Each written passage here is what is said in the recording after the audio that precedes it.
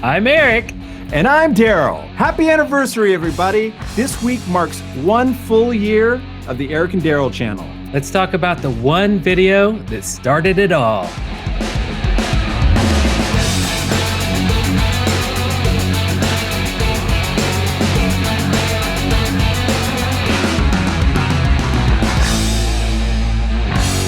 Welcome to the E&D show, everyone. Today is a really impromptu show, I think, because I just happened to notice the other day that a video we posted almost exactly a year ago to this day, March 8th. It was kind of the video that kicked everything off for us. Wow. Metalhead teens in a record store. Posted 1 year ago on a very special day, and we'll tell you exactly why that's special in a second. But if you rewind a little bit, the very first video that was posted on this channel was actually in 2016, on August 2nd, 2016. That was 53 videos before Metalhead Teens in a Record Store. Wow. That's crazy. So I guess a lot of people may not know that, that actually this channel started before it really started. This was a completely different channel. Yeah. So it started off as Eric's Home Movies.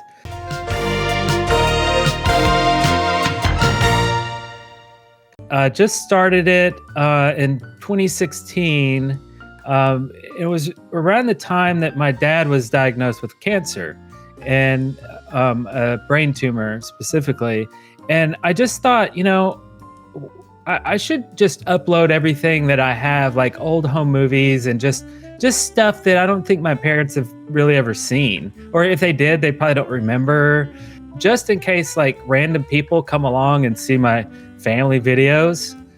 I guess I need a trailer, like a channel, like what is this channel? I don't know.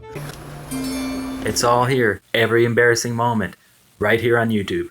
If anybody at all finds any of this interesting, which I really didn't think they would, like who wants to watch some home movies from 30 years ago from a bunch of strangers?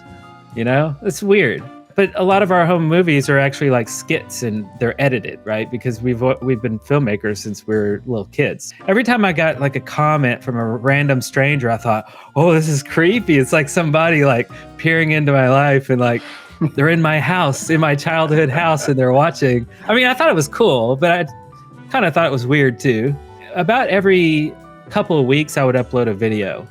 At least I would try to do one every month. So I just kept doing that for 4 years until I got to Metalhead Teens in a Record Store with Larry. This video is actually a very interesting video because it's kind of crept up in our lives a couple of times. Yeah. And I don't think we ever really realized it either. I think we kind of forgot about it and it came back up again and we used it for something else and then forgot about it again and then you posted it and it just went crazy and took off. I had nothing to do with it, literally. Like Darrell, you shot it. Right. Larry was in it. Right. I watched it when we were kids. I loved it. I didn't have anything to do with it at all. But I was posting everything. So that's an interesting happenstance. So like you wound up with it. How did you wind up with it? So after capturing tapes for years, because we have hundreds of tapes, yeah, you gave me a big box of your 8mm tapes. And I was like, I'm going to be the capture guy because I'm crazy like that. I don't know. So I'm already capturing all my tapes. Give me all your tapes. I'll capture those too. And you're like, sure, that's awesome. Yeah. Because, it's not fun. So you gave me a big box and I'm capturing all your tapes. And then, so I'm just flipping through, like I'm flipping through records or something. Yeah, and I'm like, oh yeah, that was awesome. I love that video. I'm going to put that one up next. Even though that was on Darrell's tape, 1 or 2 or something. It was on one of your tapes. Right. And so I was like, all right, so I guess, I'll put that up too. I didn't even ask you. Like, I didn't even tell you. No, right? No. You didn't, because it suddenly appeared on Facebook. I noticed it because it was on Reddit. Oh, it was on Reddit. Okay. Yeah. See, that's how like fascinating the video is. It's just like a little time slice of history. And it's like, here's this dude, cool dude, just, you know, roaming around town, always has something to say, super confident, just like perfect hair too. Like everything about it is like perfect. So, I mean, there's no doubt that it just kind of circulated around. People were sharing it. It was on Reddit. It was on Facebook. That's how they found it on AL.com. And they did a whole article. The headline is "Travel Back to an 80s Huntsville Metalhead Childhood." If you check the description, I'll put a link down below. But there's a whole interview with me and the whole idea behind that video and the channel. After that, I thought, hey, this is crazy. And then me and you start talking and we're like, we should do something. We should do something with this. Like, we should actually like actively like make something. This should not just be, you know, a drawer for your old videos to live. Right. This should be an active thing, a community, a place for us to make new content. You posted that video, and I saw I saw some complete strangers posting it on Facebook. And I was like, what? And that's when I reached out to that cocky young kid himself. And let's get his take on this whole thing. We're going to bring on Larry. Larry! How's it going, guys? Hey. So let's talk about the first time you saw a year ago when that video hit. Like, how did you come across it?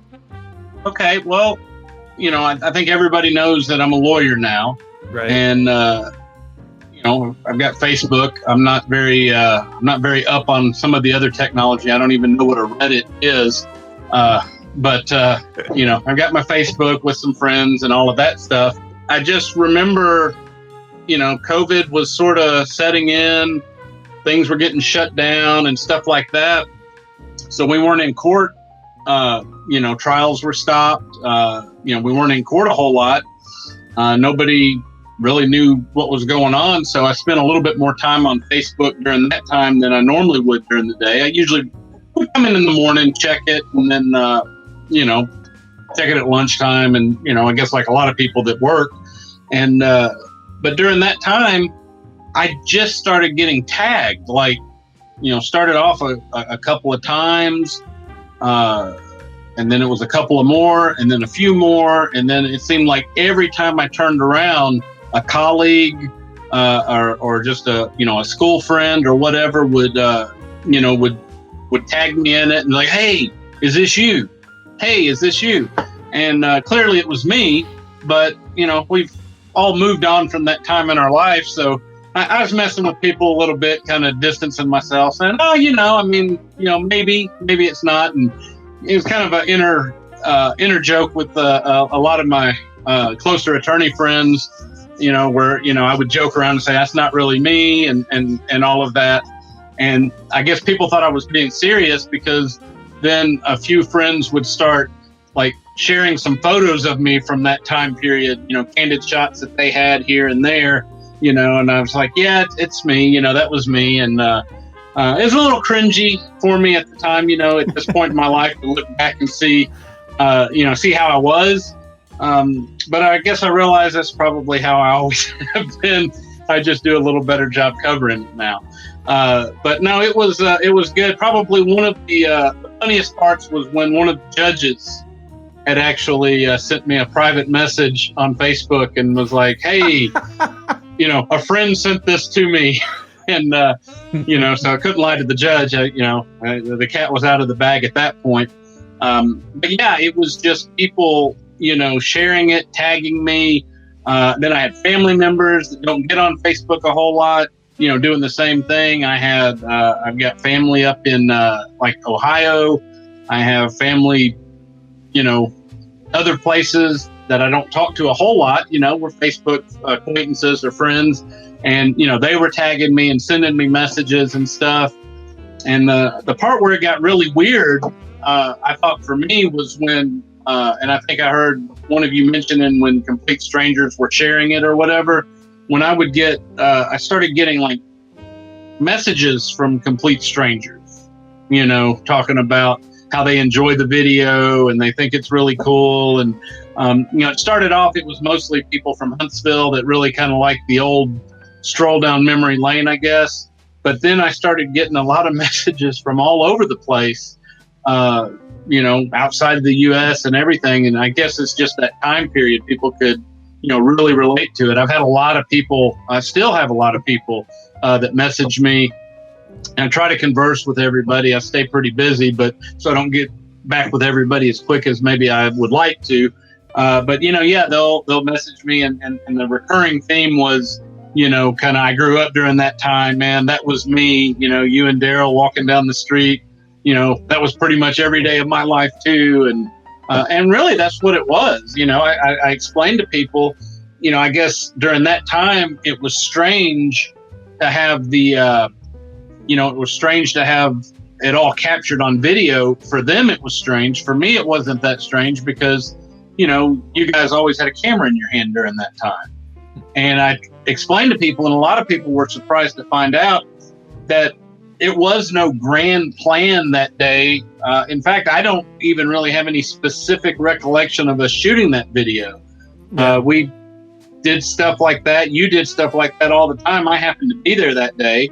And, you know, it was kind of our daily walk. And, you know, people were surprised. I know we used it, you know, you used it in the Airband movie. You know, there was some reference on that and some clips from that. And I knew that that was in there. But honestly, I don't recall ever having seen the whole thing beginning to end because it was so commonplace, you know, for you to be shooting some stuff and, you know, everything from, you know, fake videos for music to, you know, short films to whatever you were doing. It wasn't uncommon for you to have a camera in your hand. And with all of my awesomeness, it wasn't uncommon for me to hop in front of that camera and give everybody my 2 cents. And none of y'all little people, I hate the little people.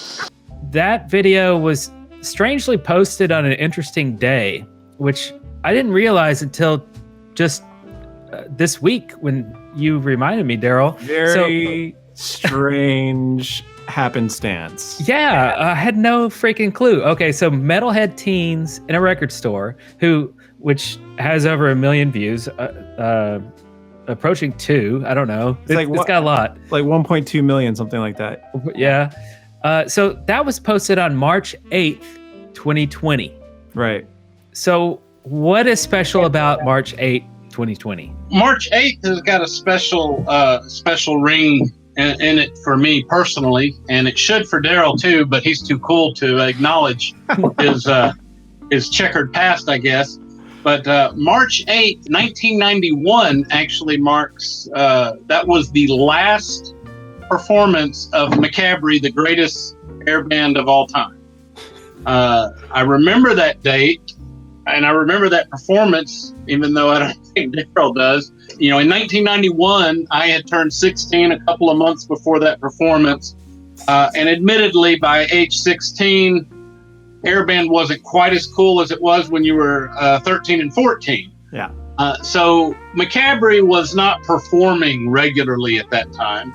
It was sporadically, but there was a specific event that time, and that was a proposal to my now ex-wife on that day. And the only reason I have not carried March 8th with me forever and ever and ever because it has significance as far as, you know, the last airband performance, or because that was the day my life changed with a proposal or any of that. It was the Friday before her birthday. Her birthday was March 9th, so I just always remembered it was the day before her birthday. So March 8th, 1991, McCabrey put on the last performance that we would ever do. There was not the full band there. It was just me and Darrell. I remember the crowd was circled around in the center, as they tended to do, and we actually started off stage to Motley Crue's "You're All I Need."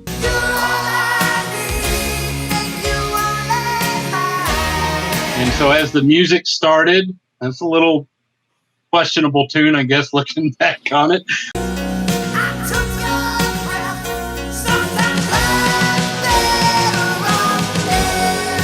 But as the music started, we're walking in.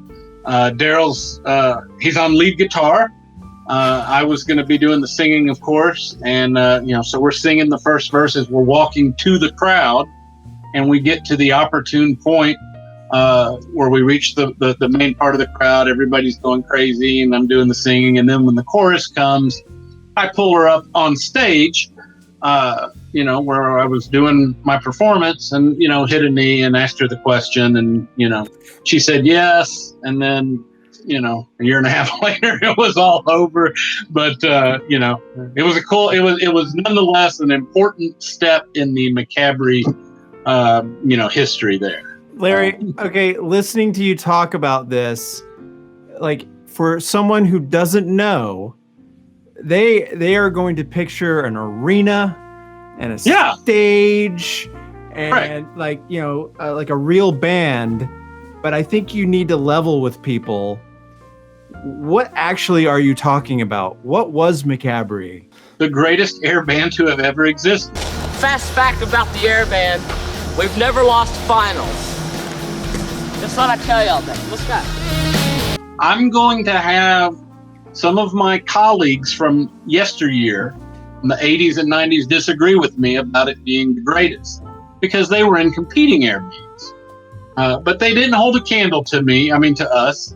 And so air band was something we did every week, starting in, probably 87 and really got rolling in 1988, where every Friday I would go to Rainbow Skate Center on a Friday night. And about halfway through the night, they had these competitions. And the competition was you signed up your band, your air band, and you told them which song you wanted to play. And then they cleared the skate floor, and that became the stage. And so the band took the stage and lip synced and air guitar and air drummed to whatever song that they had chosen. And then at the end of the competition, the crowd would applaud and scream and yell and determine the winner. And so that's what it was. And, I was the best. We were the best. I keep saying I. We were the best. I mean, we never lost. We never lost in the finals. I can count on one hand how many competitions we lost over those years. We were extremely popular. Girls loved me. They loved the music. They loved the attitude. Everybody thinks it's silly, but if you talk to the people that were there, it really was like that. In fact, there's this great, and I always try to send people to go see the short film, the Air Band short film, because that would give a pretty good indication of what it was like in my mind. But there's this, spoiler alert, there's this montage sequence where the character that is loosely based on me and my attitude is entering in his mind what is a limousine after a performance. And that's really how it felt. I mean, I showed up at the skating rink. People were immediately there to greet me with, a hug, a kiss on the cheek. We'll keep it G-rated. And then, buy me a drink, which was a Pepsi back then. Get me something to eat. Maybe it was a pizza or, a hot dog or something. And we just hung out. Now at the skating rink, again, I can count on one hand how many times we lost a competition. I can also count on one hand how many times I probably had roller skates on. I mean, it seemed a little weird, but we'd go from 7 to 11 and just walk around, see the girls, and all of that. And it seems strange, it seems funny, and it seems silly to talk about, but there really was a little bit of a level of celebrity that went with it. I mean, I was known. I had started donning the spandex pants. I teased the hair out. I would wear the eyeliner on occasion. 13 and 14-year-old boys weren't really doing that in my area a whole lot.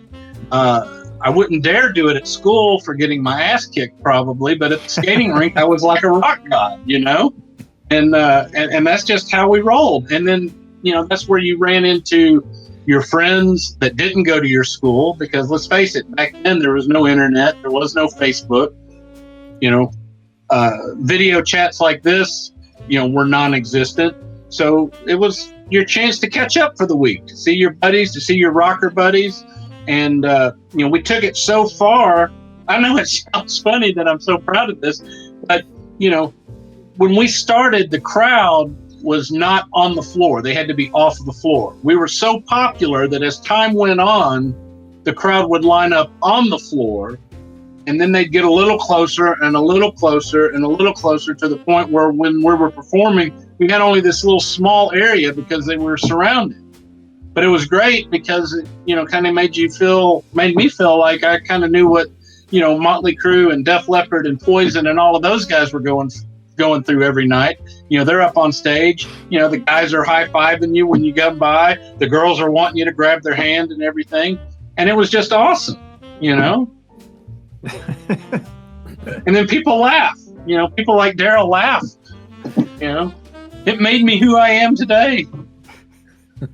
You think of that as the best time of your life? Dude, I peaked at 15. There's no doubt about it. It's all been downhill after that. You know, it's this occurred to me the other day. Eric, we met in '88. Yep. So we knew each other this entire time. You never went to skating rink? I went to the skating rink a few times, not with you guys though. I only went to play video games because, you know, it's half arcade, half skating. Right. Did you wear skates? I would wear skates, yeah. Okay. I would skate around and play games on the carpet. So the interesting part is Darrell actually performed, just like in the movie, that part was true. Darrell actually performed in air band before I did.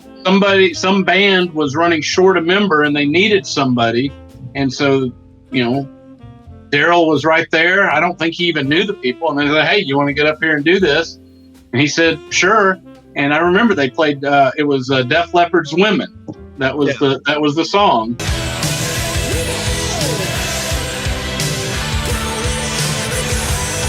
Nice. And then after that, Darrell and I, we started a little group called Devil's Fire.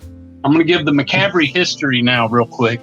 You know, we had our little air band Devil's Fire, and of course we were a lot younger. You know, so I think we got some cheers and stuff like that because we were the cute kids with the, you know, playing the rock and roll music, but we didn't really have hair at that point or anything like that.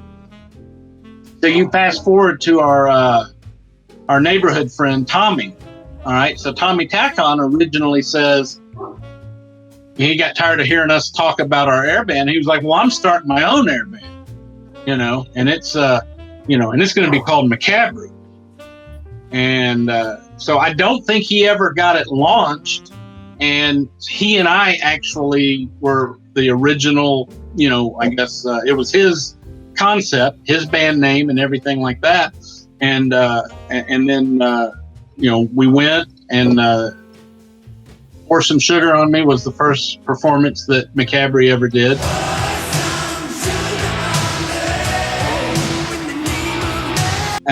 And it was me and Tommy, Bubba Percival, Mark Gray, and Brian Drake. Bubba and Mark were on guitar.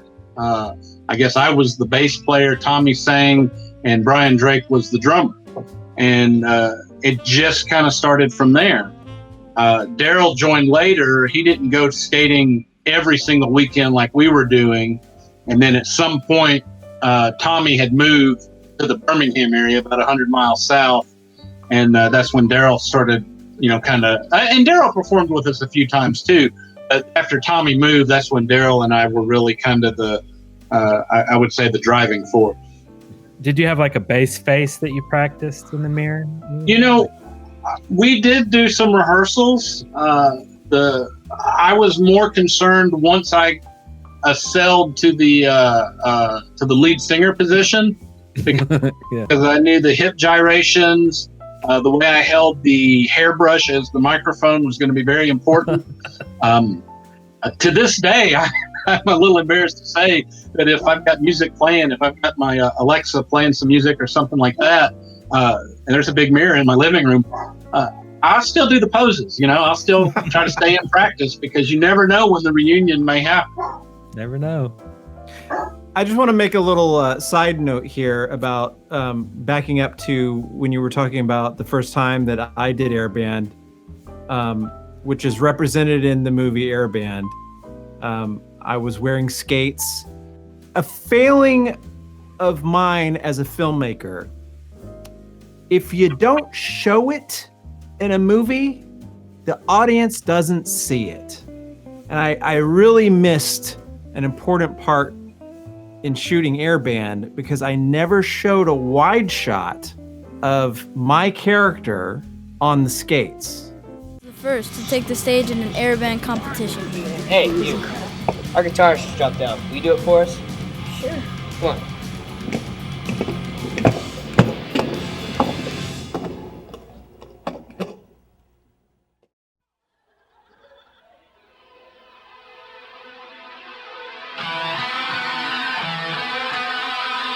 But somehow, Bobby always ended up owning these things. It kind of lost something because knowing in that moment that everyone else wasn't wearing skates, they were like in shoes and they were rocking out, and You roll up there in your roller skates. I rolled up in my roller skates and I was like playing guitar, and kind of like sliding around because I was on wheels. Right, and make because it we taller? were there in the movie, we see your character, or the character based loosely on you. We see him kind of not have his balance, but I can see what you're saying. Yeah. If you didn't know the backstory about how you were the only one on the skates, and it was hard for you to, stand upright and play the guitar convincingly. I can see that. But yeah, that's absolutely right. And I wasn't jealous that you got picked to do that because I didn't know the people, but I definitely ended up, becoming like Airband Hall of Fame, whereas you're just a side note. So did the skates make you feel taller? Was that the purpose of wearing the skates, or? No, this was just early on. I mean, this was When we before- actually skated. Yeah, we would just go Oh, yeah. to go skating. Oh, right. Okay. Yeah. And I remember, Larry, you were actually a really good skater. You could skate backwards, and you had a couple of tricks in your bag. Yeah, well, you may remember I actually played hockey. Yeah. So I skated and Right. and all of that, and I was a pretty efficient skater, I guess you would say. Never got into the trucking too much because it wasn't heavy metal enough. It wasn't rocking enough.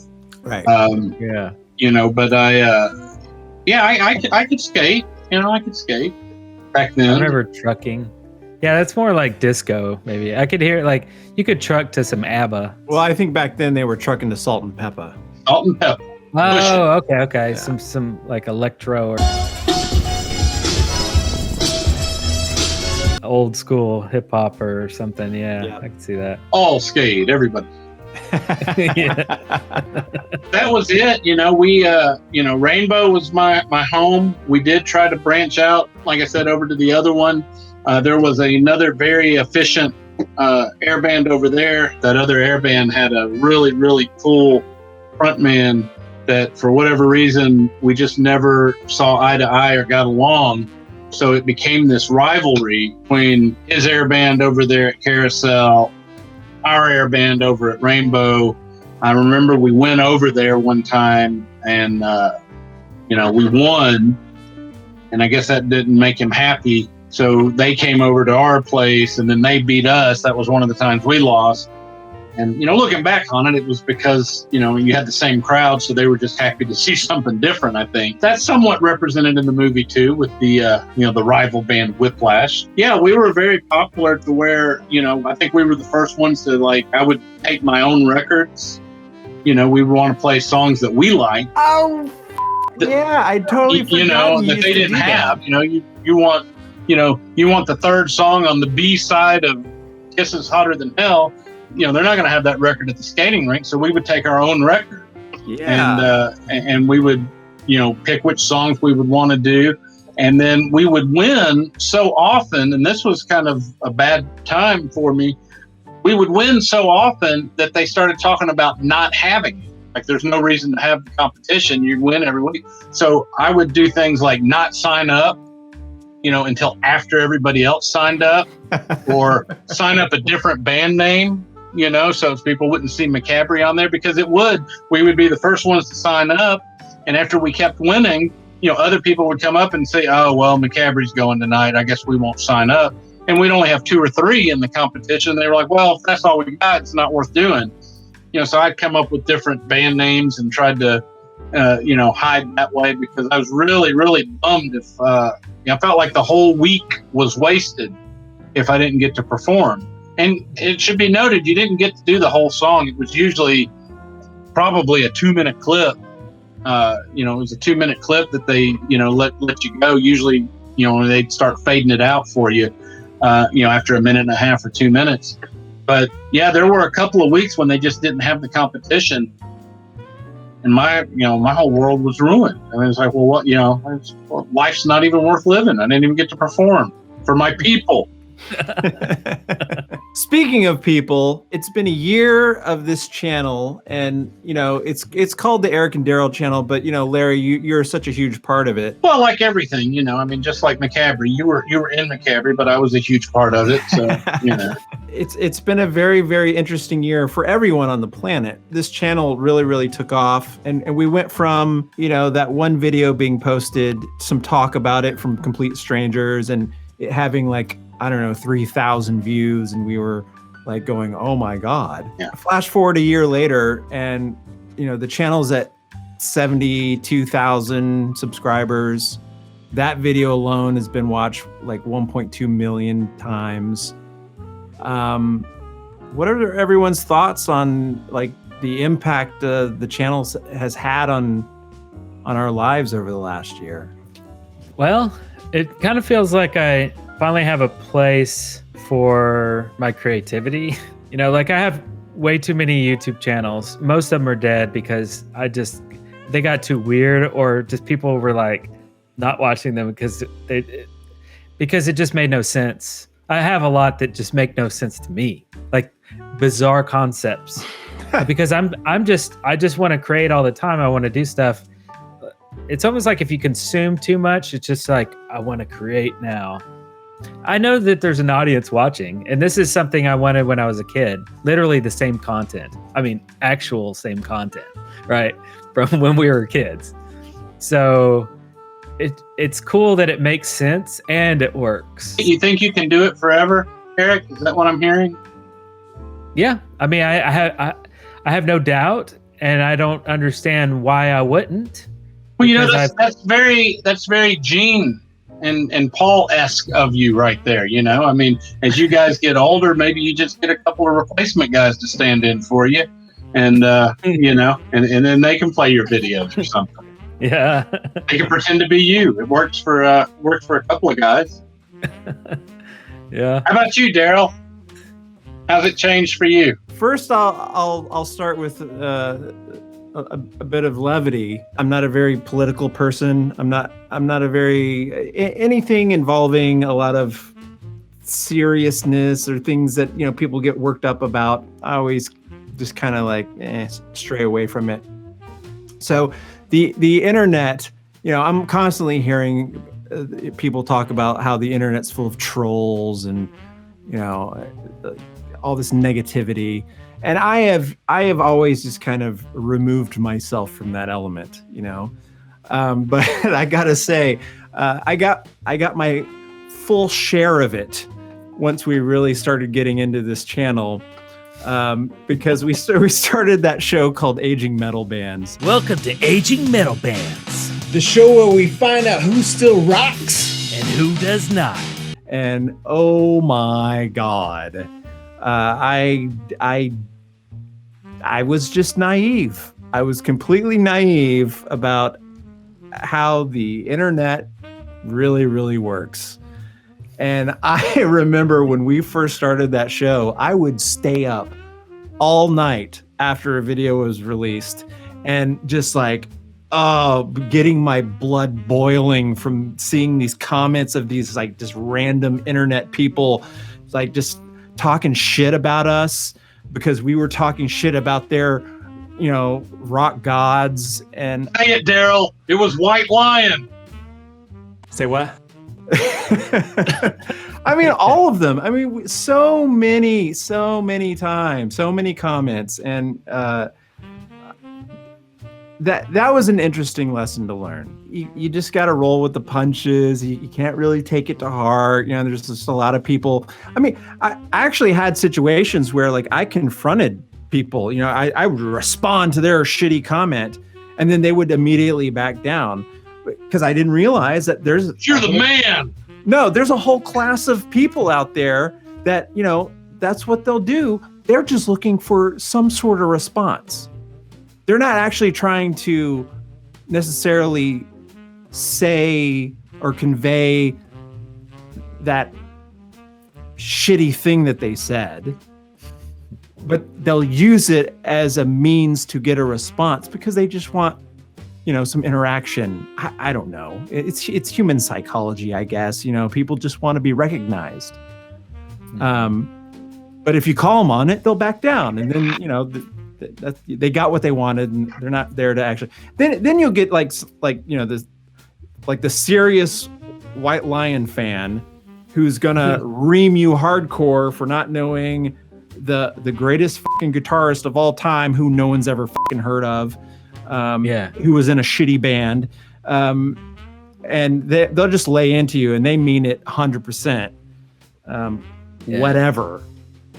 But we'll see. Real quick, the way I see it is we have an audience that's divided. We have the audience that has context and knows who Eric and Darrell are, and Larry, right, and has seen our old videos and understands that we're like in our 40s and we're showing you old home movies that we did when we were kids, and then that's the context, right?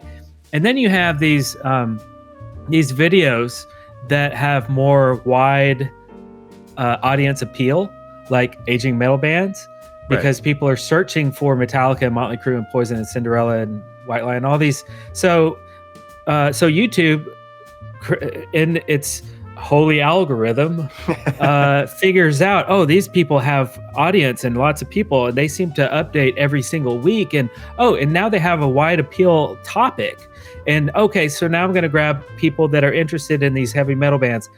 When these people come in, they have no context, they have no idea, and they're like, who are you to make fun of these people? You're going to get old too. Oh, look at you. And that's the internet. It's driven on algorithms. So we're going to get old. Right? That brings up another quick point I just want to make, where that's something I learned, that people consume YouTube differently. There's lots of different ways that people consume YouTube, and I assumed, egotistically, I guess, that everyone does YouTube like I do. They if they subscribe to a channel, they watch all the videos and they get a background of it, because it really depends on the device that you're using. If you're looking at YouTube on a computer versus like a Roku or some other device, that they all kind of send content to you in different ways. And so I'll see comments about, like a question where I'm like, I know we addressed this in another video. Why are you asking this question? Did you not go back and just watch our videos?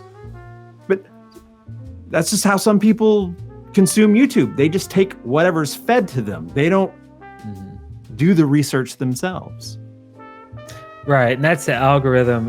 If I get recommended a video with an interesting title and thumbnail, and I'm like, wow, I want to know about that, click. The second I click it, I'm in a new universe. I have no recollection of what has happened here. I don't know the context. I don't know the history. I don't know the audience. I don't know anything. I'm just consuming this one standalone piece of content. So on YouTube, it's just kind of understood among creators, I guess, is you have to treat every video like a standalone, really, you know? If you're going to have like an inside joke, you need to explain it. It's sad, I know. You got to show the skates. Yes, you got to show the skates. You got to show the skates or they won't know. It's a life lesson. Yes. And that's a reference to an earlier part of this video that you will understand it. I never showed a wide shot of my character on the skates. One of the most important things that the channel has done over the last year was bring me closer to you guys. I know I'm pulling on the heartstrings, but no, I mean, seriously, you know, like Larry, I've known you since 1982. Eric, I've known you since 1988. Larry is actually really good about this. I mean, Larry has always kept up with me. It's never been that I didn't want to keep up with Larry. I'm just bad at that. But you know, Larry's always the one to call me at least once a week. But you know, like, I think it just happens when you are such good friends with people and you get older. You don't need to talk to them all the time. So before the channel, I mean, Eric, you and I would maybe talk once every 6 months. Yeah, like you come to town or, you know, something. But of course, like, it would be like no time had passed. Right. You know, and then we'd have lots to talk about because it'd be like, oh, what's been going on? Yeah. But, you know, that's not like a commentary on how we felt about each other, that we just didn't talk for 6 months. You know, it's just, I don't know. Right. It's just natural. You know? Sure. I mean, you know, you went away, Darrell, you went away for, you know, college and all of that stuff. And, right. You know, we went, you know, probably a couple of years where we probably didn't talk, you know, like you said, more than a handful of times. And then you made the mistake of giving me your phone number, and, you know, I would have my friend Bacardi over, and at 2:00 in the morning, you'd get some interesting phone calls. So, you know, so we stayed in touch that way. You know, I don't have a lot of, you know, like close friends or whatever. So I definitely try to keep up with you a little bit. But, you know, I can see that. I mean, we definitely talk a lot more now over this last year than we did, you know, before. You know, but it's been an interesting year, you know, with all of this happening. I guess for me, it's a lot of, you know, validation for how utterly awesome I actually was. People didn't believe the awesomeness when I would talk about it. And, you know, I'm trying to convince my 16-year-old son that I really was awesome. Showing them the old videos, I'm not sure solidifies that in his eyes, but it does for me. And, you know, and it was, you know, it was really cool to see how many people reached out and, you know, kind of felt the same way. You know, we realized that we grew up here in Huntsville, Alabama, and I've got people from all over the world essentially saying, you know, that was my life too. You know, maybe not that record store, maybe not that street we were walking down, maybe not that joke that you told specifically, but that was me and my buddies, you know, 24/7 also. And, you know, kind of cool just to get back, you know, kind of think back on those times. You know, I've always kind of held those times a lot nearer to my heart than, you know, than some of my other friends that have let those years go. But for me, I guess it's probably kind of helped put the music kind of back in the forefront. I never walked away from the rock, you know, the music. I've always enjoyed the music that I grew up on, but there was, you know, that grunge period where, you know, the hair metal and the hard rock that I grew up on fell out of favor. And so music didn't have a whole lot of, you know, meaning for me during that time. I didn't listen to a whole bunch of anything. And I started, you know, slowly going back, and, you know, I've been married now for 21 years. My wife is 4 years younger than me. So when we were younger, she missed out on a lot of those hard rock bands, you know, because she was too young to go to a concert. You know, when I was 13, she was 9. So as those bands, have toured over the years, we would make it a point to go see them. Some bands several times, because we enjoy doing that. But now my son's got a record player. He's into vinyl. I'll get me a record here or there so I can listen to it. And he'll listen to some of my stuff, and some of my rarer stuff. He'll ask, hey, is it okay if I play this? Yeah, it's a record. It's supposed to be played. Go ahead and play it. I played the hell out of them, back in the day. But it's been interesting. It's definitely been interesting, and it's helped me kind of probably not take everything so serious. The kind of law that I practice is, I think a lot of people may not know that, but I do exclusively criminal defense, and for the most part, it's not a whole lot of misdemeanor stuff. It's a lot of, kind of heavier, harder, serious crimes. A lot of, murder, rape, capital murder, people looking at the death penalty and stuff like that. So it allows me to kind of, I guess, get a break from all of that and kind of let my hair down if I had any, let my hair down again or a little bit. And then, every once in a while, your friend or your friends may post a video of you, rubbing your crotch in the camera. Larry, quit it. It's recording, man. Wearing your spandex pants and not giving you a heads up, and you got a jury trial that week, and at least put a smile on your face.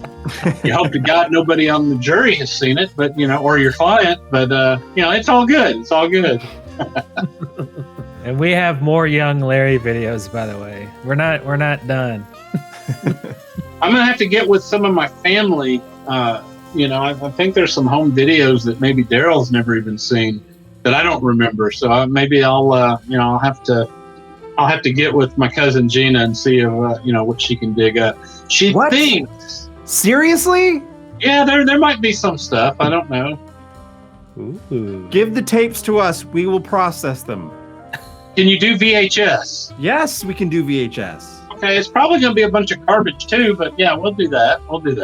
Yes. But we'll see what's out there. So the interesting thing, though, and I totally forgot to mention it when we were talking about the 30th anniversary of the final performance of Macabre, the greatest air band of all time, was that night was actually, and people are going to be disappointed to hear this because they enjoy your channel and they enjoy watching the videos. There was a video camera there at the skating rink that night. The entire evening was caught on video. The performance, the proposal, the interviews with the crowd afterwards, me talking to the camera, my ex talking to the camera, Darrell talking to the camera, and somewhere along the line, the video is just gone. It's been misplaced. I have no idea where it is. I cleverly had that one titled Macabre Live at the End of the Rainbow, because we were live and it was at the end at Rainbow Skate Center. So I thought Live at the End of the Rainbow was a great, of course I was going to market it. We were going to sell copies. I don't know who to at that point. The same people that were going to buy our interview tape. Macabre has their own tape out. It's an interview tape with me and Darrell. $5 interview tape that was referenced. I guess that's who I was going to try to sell that stuff to. I have no idea where the video is. Gina, my cousin Gina, says she might have a copy of it, but she doesn't have anything to play a VHS on. And I told her, I said, there's money in it for me for that. I need that tape. The tapes. We will. Exactly. We will. Eric will. Now maybe your people can hound our old friend Tommy. It's Tommy Tackon. He's here on Facebook. He's on Facebook also. He's on the Facebook group. Oh, yeah. If you like our channel and you aren't aware, we have a Facebook group where a lot of people hang out and post and talk and just chat and stuff. So go and sign up today. All right. Yeah, that's good. There you go. But Tommy Tackon, Tacon, he may have a copy of the very first video that we did. where we actually rented one of the big giant camcorders from a video store. Yeah. And took it to the skating rink back in 1987 or 88, I think it was. And, it was a good hour and a half long. That was my favorite video. It's got all of us when we were young. I think that was the night Darrell actually kind of officially joined McCabrey. He makes several references in there that he's a new member to McCabrey, and making sure people know that I'm not a fan. I'm a new member to McCabrey. I remember that. And Tommy gets mad at him. But Tommy thinks he might have a copy of it. My copy was on a blue cassette tape, and it's just gone. I loaned it to a friend way back in the day, and it's just gone. I haven't seen that video in probably, 25 years, Yeah. But if Tommy's got one, I've offered a reward. I want the video. Tommy, I'll pay you for the video. We got to get the video, man. That would be awesome. So, Larry, you were making a point about how you were going to sell all kinds of stuff, back in the day at the skating rink. As a anniversary present to all of our subscribers and fans, a lot of you have been asking for it, but it's finally coming. The E&D store is on its way. We'll give you a little taste of it right about now. So yeah, we're gonna have a lot of great t-shirt designs, some other merchandise that aren't just t-shirts. We've also got a special item in the works that I think everyone's gonna just go nuts for, but Limited edition. Limited edition, right? Yeah, exactly. And we could do some fun stuff like contest giveaways. We can give out digital coupons, right? So that you can go to the store and get something for free, or percentage off, whatever. I think it's going to be really fun to create all these things. Yes, Larry, you have a question? Larry, will you have red spandex pants? Oh, my spandex pants have a hole in them, and if we're going to do the reunion, I know it's going to happen. The reunion's going to happen. I might need red spandex pants. I was just wondering if maybe, will the store have that? Oh, we could probably hook that up for all the millions of people that are dying to wear spandex pants. Yeah, I don't know who those people are. Snake skin, red spandex. You think there's people out there that don't want to wear those? I would probably say, yeah. Well, they're very in with the yoga crowd nowadays. So, okay. Yeah, yoga pants. Well, look, it's tough being the best, but somebody's got to do it. So, I guess never mind then. I will just keep the originals. And I don't need a new pair. To do the reunion, I'll wear these. Yeah. It's settled. I want to release some NFTs on the blockchain and start Not for selling trade? digital assets. But we'll get to that. You know what an NFT is? You don't? Oh. But I didn't know what a Reddit was either.